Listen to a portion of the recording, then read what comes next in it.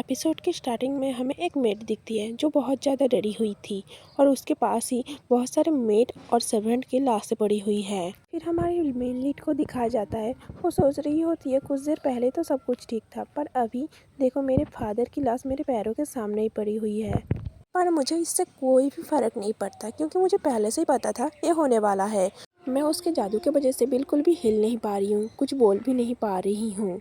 किसी की आवाज़ आती है जो कहता है कि मैं जब से इस मेंशन में आया हूँ तब से मुझे ये आवाज़ कहीं नहीं सुनाई दी। फिर वेलेडा सोचती है 20 साल पहले मैं इस नोबेल पे रीजनरेट हुई थी, वो भी विलन के सपोर्टिव के रूप में, जो अभी मेरे सामने खड़ा है और मुस्कुरा रहा है। फिर सीन चेंज होता है और हमें दिखता है कुछ लोग सपोर्टिव को खींच के एक रूम की तरफ ले जा रहे थे। सपोर्टिव भीख मांग रहे होते हैं, हमें छोड़ दो। फिर रेनहार्ट बोलता है ये कीड़े कितने शोर मचा रहे हैं। फिर एक पर्सन कहता है कि ये बचे हुए सर्वेंट है जो इस मेंशन में कहीं कहीं छुपे हुए थे।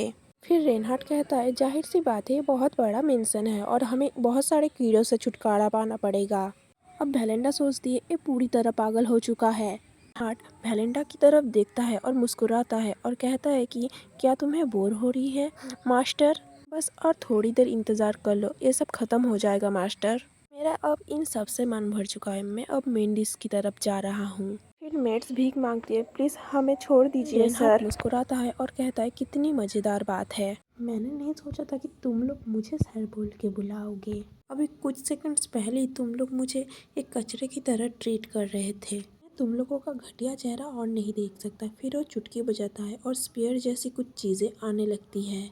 वो स्पीयर्स को नौकरानियों के अंदर डाल देता है। फिर वो वेलेंडा की तरफ देखता है और कुछ गुनगुनाने लगता है। वेलेंडा सोचती है कि अभी कुछ देरों पहले इसने इतने सारे लोगों को मारा और देखो जैसे गुनगुना रहा है जैसे कुछ हुआ ही नहीं। तभी उसके पैरों के नीचे जो स्पेल लगा था वो टूटने लगता है और वो नीचे गिरने लगती है और रेनहार्ट तभी उसे पकड़ लेता है और कहता है मेरी प्यारी मास्टर, तुमने मुझसे छुटकारा पाने की बहुत ज़्यादा कोशिश की। हर रोज़ अपने देवों फादर से भीख मांगती रही मुझे बाहर निकाल देने के लिए, पर अब देखो तुम मेरे बाहों में हो। वेलेंडा उसे दूर हटाती है। फिर रेनहार्ट मुस्कुराता है और कहता है तुम अकेली ही बची हुई हो अभी तक। वेलेंडा सोच रही होती है अगर मैंने भागने की कोशिश की तो ये मैजिशियन मुझे पकड़ लेंगे। अब मुझे कुछ समझ नहीं आ रहा मैं क्या करूँ। रेनहार्ट कहता है क्या तुम जीना चाहती हो तो बैठ जाओ मास्टर। वेलेंडा सोचती है आखिर ये कहना क्या चाहता है। फिर तभी उसका पैर मुड़ता है और नीचे गिर जाती है वो। रेनहार्ट मुस्कुराता है और कहता है बहुत अच्छा काम किया मास्टर।